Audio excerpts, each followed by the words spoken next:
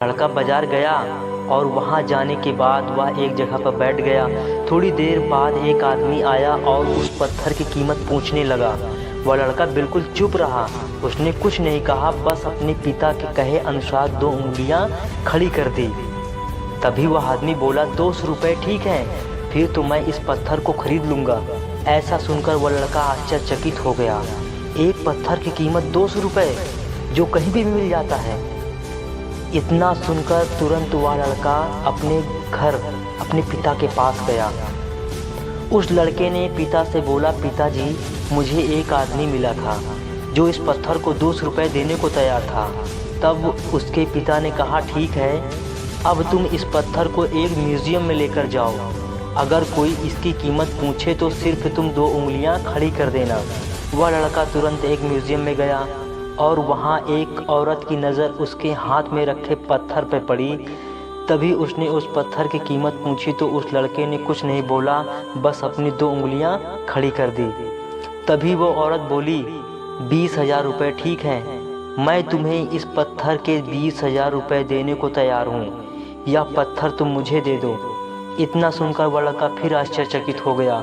वह लड़का तुरंत अपने घर गया और अपने पिता से बोला, पिताजी मुझे एक औरत मिली जिसने इस पत्थर की कीमत 20,000 रुपये लगाई। तब उसके पिता ने कहा, बेटा मैं तुम्हें आखिरी जगह भेज रहा हूँ और वह आखिरी जगह है कीमती पत्थरों की दुकान पर। कोई इसकी कीमत पूछे तो कुछ मत कहना, बस अपनी 2 उंगलियां। इस दुनिया में आपको सबसे बेहतरीन ढंग से जानती है कोई तो आपकी माँ। वो और दुनिया से आपको 9 महीने पहले से जान रही होती है। कहा जाता है कि मेरे नसीब में एक भी गम न होता अगर मेरी तकदीर लिखने का हक मेरी माँ को मिला होता है। माँ बचपन से पाल के बड़ी होती है। आइए यही ना है छोटका, बड़ा होके क्या बोलेगा, माई वाइफ माई लाइफ। गजब बबुआ गजब। इतना उम्र पे छोड़ दी रहती माई ने तो कुत्ता नोच के खा गया रहता। बड़ा होकर कहेगा माई वाइफ। और यार अगर आपको दिल लगाना ही है तो किताबों से लगाओ ना यार। बेवफा भी निकलेगी तो मुकद्दर बना के जाएगी।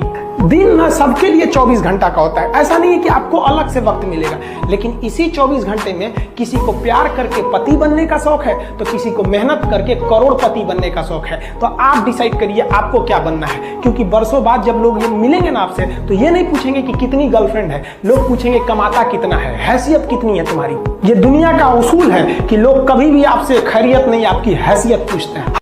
हमेशा एक चीज याद रखिएगा बाबू, अगर आपके कपड़े अच्छे रहेंगे ना तो लोग आपको लाइक करेंगे, लेकिन अगर विचार अच्छे रहेंगे तो लोग फॉलो करेंगे आपको। हमें वो लोग पसंद नहीं जो लाइक करे। लाइक डिसलाइक हमेशा बदलते रहता है, लेकिन जो जिसे फॉलो करता है वो नहीं बदलता।